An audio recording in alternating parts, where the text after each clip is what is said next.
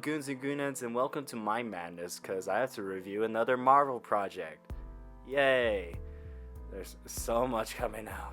We're reviewing Multiverse of Madness today. It's the perfect movie for moms. Didn't have a gift for your mom on Mother's Day? Take her to go see Multiverse of Madness. Wanda is here for all the mom representation. Anyway, she is the villain and goes crazy, and she's a terrifying monster. And all that kind of kills some people. Why do you think this movie was labeled horror? You think the multiverse was scary? No, Wanda is. Moms are. And that brings me to say that Multiverse of Madness is interesting. The movie delivers another new style for the MCU, which is the horror element at play. Sam Raimi brings in a lot of spooks that could scare the MCU casuals and have the big fans look in awe. Is it in-depth horror? No. There's a reason the movie is still PG-13 and not R, though it does push the PG-13 rating, especially with what's close to being seen on screen. Pushing horror aside, the movie has a really cool style with the camera work and environments. Raimi has a very good directing style, and I'm glad he had control over this movie with what he wanted to do. Though, ignoring the style and the elements of this movie, it's a kind of not that amazing.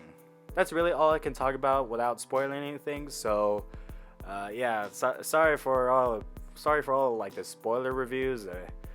I just feel like I can't talk without spoilers. So this is your spoiler warning now.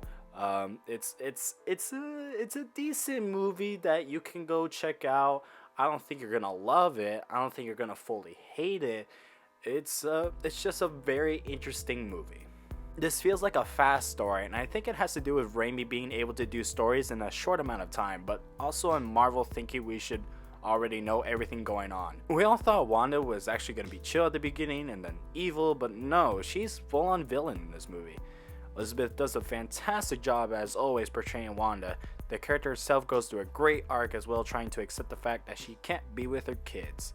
Kind of like what Wilson Fisk goes through in Into the Spider-Verse. That's actually quite a parallel that I should point out. Only that Wanda is more terrifying and a complete monster in her arc. Literally, she rips Xavier's head off, she blows Black Bolt's head off, kind of cuts Captain Carter in half, turns Mr. Fantastic into string cheese. Strange, on the other hand, kind of goes through a not so well written arc. There's this whole theme of the question, are you happy? But then also how people are saying that he always tries to do things his way and lets his ego get the best of him. There's no real development until he has that talk with 838 Christine and lets America Chavez being able to do her thing.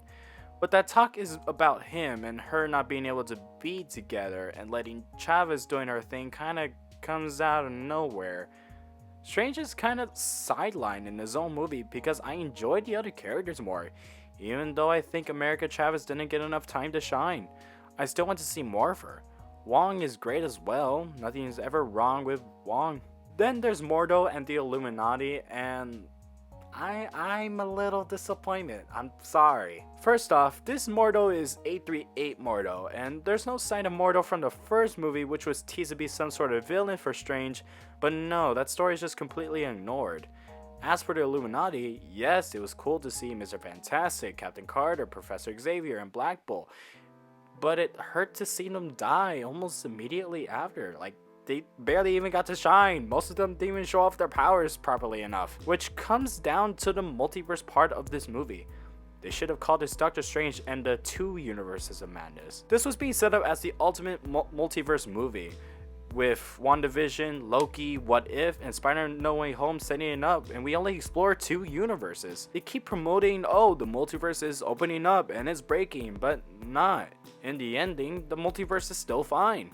There's really no madness unless you count Wanda's killing spree. I don't mind that there were barely any cameos, but I really want to see other universes. I know there's that one scene, but they revealed the clip before the movie came out, so what's the point? Multiverse of Madness is rough around the edges with its characters and concept. I'm not disappointed about there not being enough cameos. I'm not disappointed because it's different. The movie looks amazing with the style. I'm disappointed that it doesn't explore with what's established, like the characters and the main concept being promoted. It may sound like I don't like this movie, but it's still a cool movie. There's a lot of cool stuff that I love. The horror, the action, Wanda's arc, the multiverse concept is still cool. The directing style is refreshing. Chavez is a really great character. America Chavez is hot. The horror, the action. Unfortunately, that's all the movie has going for it. I wasn't invested in the story enough.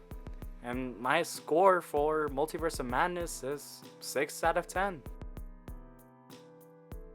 Marvel's getting kind of ballsy with their projects recently, but I do like what they're delivering. A lot of their projects are delivering fresh takes on these new characters that are being introduced, and I like how they're being explored now. There's no big crossovers, and I think that makes sense because at the end of Endgame, everyone kind of splits up and everybody's gonna go off and do their own thing, which is happening right now in Phase 4. Everybody's doing their own thing, and I like we're getting these solo stories. Phase 4 is all about bringing in a bunch of new characters, and I think maybe starting Phase 5 we'll start seeing some more crossovers. That's it from me today. There's a new prologue video coming out this Saturday. It's a lyric video for one of the songs. Well, you might already know what it is. You know what? Fine. It's Beyond the Horizon. The song is Beyond the Horizon. Lyric video this Saturday, and I'll see you next time.